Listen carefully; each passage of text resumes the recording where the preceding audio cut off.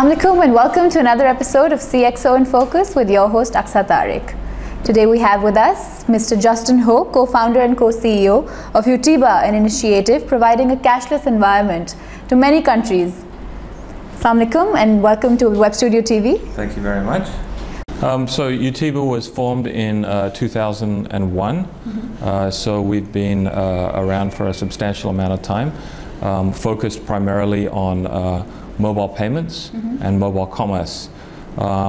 We started the company very much with a view to how the mobile phone is going to impact people's lives, and very much with a view to making a difference at the bottom of the pyramid to help people alleviate poverty, to help people to get out of circumstances where they can participate in the commerce sector more efficiently, get access to banking services and financial inclusion. For me, that's been a very important personal journey. I was very fortunate as a child to have parents that exposed me at a very early age to poverty. At the age of 3, I went to Calcutta and saw poverty very, very starkly, very closely, and very real, and continued to see that around the world wherever I travel. So I think it's something that we do that's in our DNA, is to do this to make a difference in the world, to help people at the bottom of the pyramid. Now, when we started the first ecosystem of mobile payments, one of the first in the world in the Philippines, one of the key initiatives that was brought to bear was the ability to be able to remit money directly to a mobile wallet. And on top of that, the ability to pay a bill from overseas at a low cost directly to the billing party. So for me, it's about, for Utiba and for me, it's about making a difference, providing people access to financial services, financial inclusion, and really bringing the bottom of the pyramid to get access to services that you and I take for granted. Talking about how it launched in Philippines, you guys have made an impact in 20 countries now. Actually, it's over 30 countries now, with over 70 implementations around the world. All right. So we have a far-flung footprint. We started off in Asia, in the Philippines, as you mentioned. Now we're present in Africa. We're present in some nice remote places like the DRC, Democratic Republic of Congo, Madagascar, Mauritius, Bolivia, Guatemala, all of these exotic places, but all of them have one thing in common, and that is that they have a very high penetration of mobile phones, and they have a very high percentage of the population which is underbanked. And that phenomenon, of course, is present in Pakistan as well. Alright, so prior to launching Utiba, you had also founded eBusiness Asia. Yeah. So how did you make this shift from manufacturing business to? So eBusiness Asia was an auction portal in .com 1.0 that I started, and it was my first failure. And so that one didn't go too well. And that was originally a site designed to aggregate small artisanal craftspeople. So people have skills in making art or various goods of an artisanal nature, and trying to aggregate them and give them access to overseas markets. But unfortunately, my timing was not great, and that one was not successful. That one didn't work out, but it was a great lesson. Alright, so a common name in the case of virtual payments has been PayPal, but it hasn't been able to, due to like State Bank of Pakistan not allowing them to come in. So how do you think that you can deal with government authorities maybe, or how do you get into these countries and create that massive impact?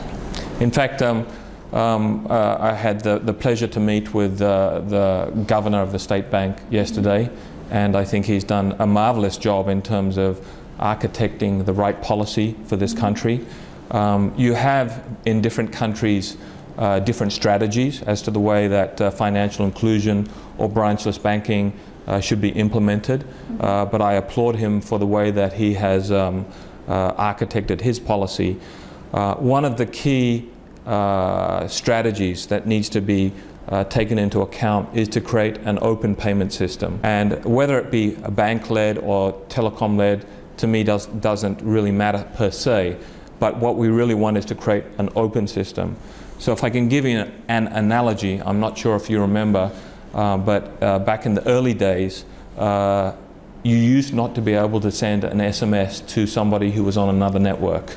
Prior to opening up SMS to be interconnected between everybody, it meant that if I was, for example, on MobiLink, I could only send messages to that another customer who was on that network.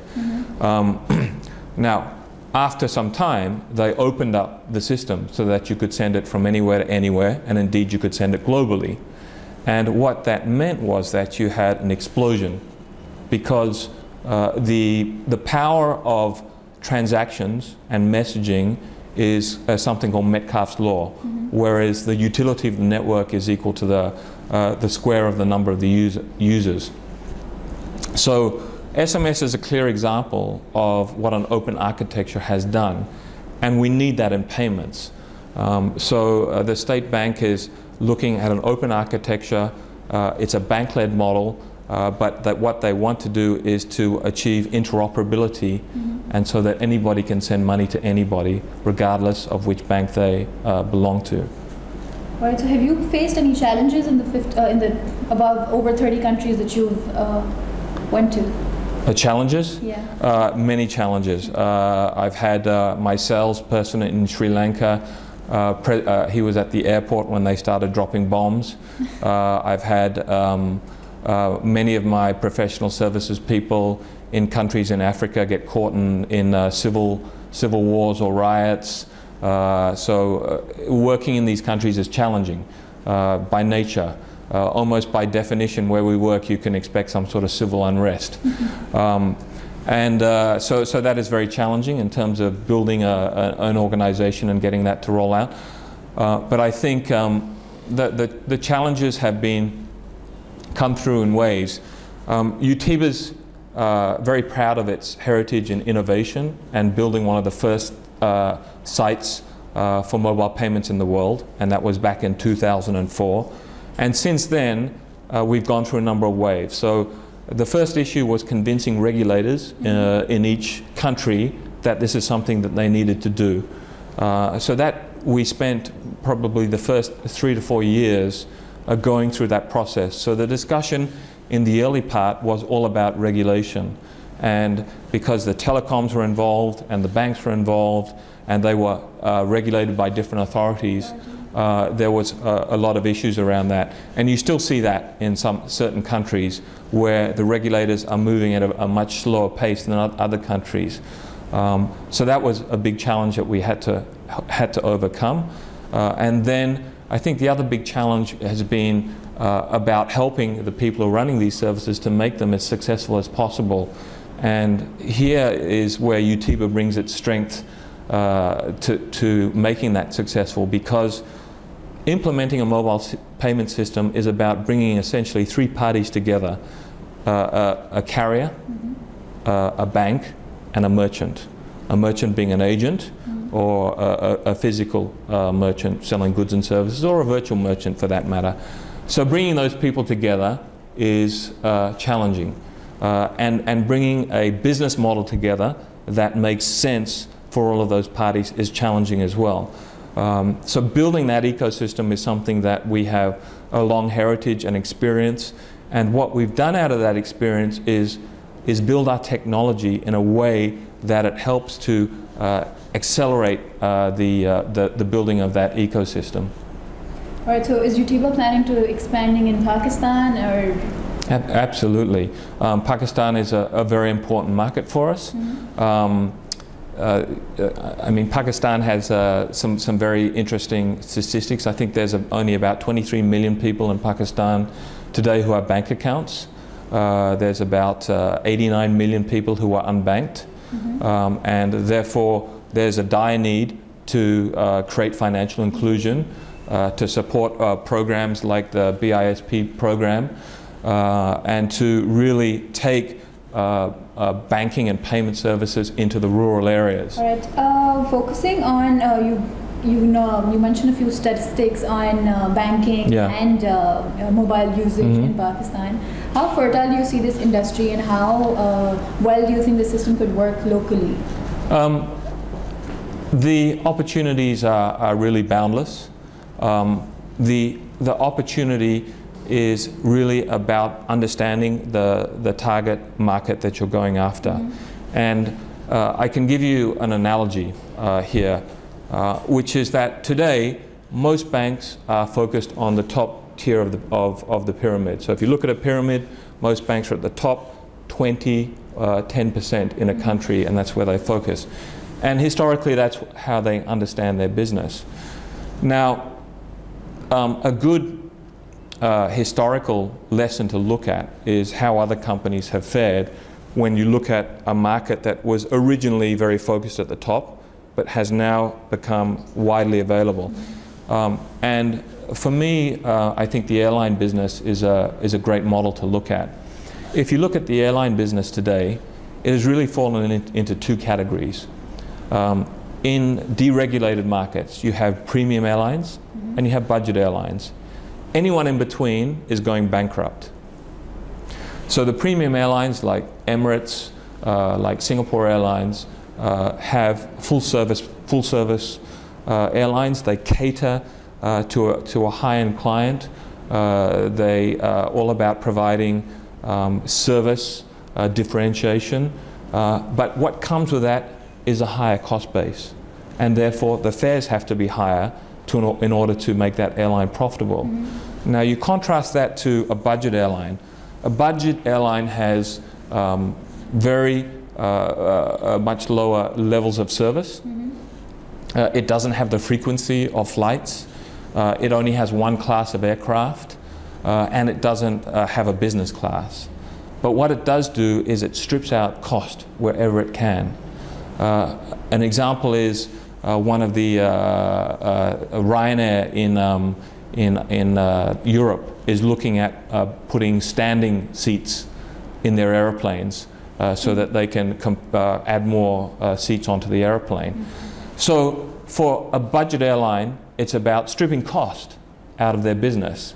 And if they strip cost out of their business, they can offer a service that's affordable to people on a lower income. So for me, the banking industry, the financial services industry, is about understanding that on one side I will have a premium bank, but on the other side I need a budget bank.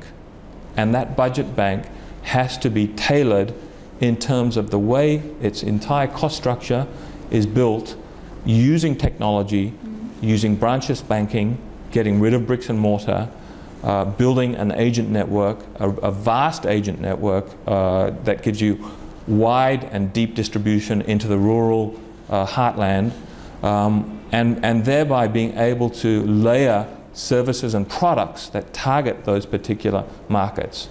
Right. Earlier on you talked about different initiatives that have been trying to do something similar. Like for example, we have Easy Pesa on UBL only, doing something similar, trying to create that financial inclusion. How do you think Utiba will face a direct competition, or do you see other maybe global companies or global initiatives as competitors? I think Utiba does face competitors.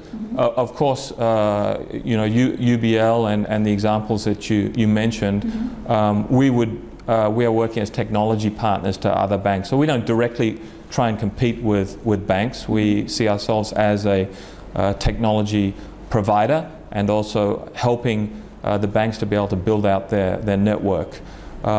So for us, it's about innovation to beat off our competition. We've innovated ever since we started our business, As I gave you an example, 2004, the first case of mobile payments in the world. 2007, we did the first international remittance from a wallet to a wallet using SMS, and we continue to innovate in different areas. For us, the next area of innovation is open loop payments. So open loop payments could be a strategy that is being rolled out in Pakistan, where you have interconnectivity between the different systems, or in other parts of the world, we have an alliance with MasterCard, where we are creating open loop payments and joining banking instruments such as prepaid cards, debit cards, credit cards to a wallet, so that you'll be able to use your wallet on the internet, for example. So you can pay for goods and services on the internet and create an open infrastructure. Focusing on Utiba's future plans, Yeah. you have a 2-year plan, a 5-year plan of expansion, or developing new projects? We continue to roll out across different geographic areas. We're very strong now in Latin America. We're rolling out in Africa, and we have a very strong presence in Asia. Some newer markets for us are Eastern Europe and Europe. So for us, it's a geographic expansion. I think then for us, it's all about innovation and taking these services to the next level. So we can see many different services coming on board. If you look at most of the people who have copied the models that have been done in the Philippines, they take the fairly standard services, which are person-to-person transfers, domestic remittance, bill payments. Going forward in markets like this, there's opportunities to innovate. For example, in Pakistan, you have this phenomenon of committees where people join to create what I would call a self-organized microfinance capability. So that's a kind of innovation that we're looking at to see how we can bring that into the mobile commerce space. All right. Before we close the show, I'd just like to say something to our audiences.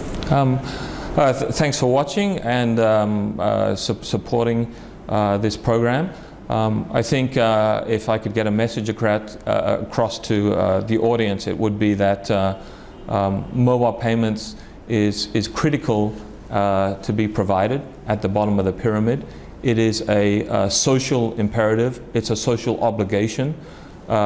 If any of you are watching, that means you have an internet connection. You probably have some sort of a bank account. You probably have tools that you take for granted, credit cards, payments, etc., etc. 80% of the population in this country doesn't have access to those kind of tools that you take for granted. So be open to these new services. If you're in the business, invest in looking into these new business models, and be aware that this is something that we need to do as part of a social obligation to provide financial inclusion for everybody. All right, before we close the show, I'd just like to highlight the role of technology that this particular initiative has made and created a global impact. This is your host, Aksa Tariq, signing out from CXO in Focus. Stay tuned with us next week with another episode.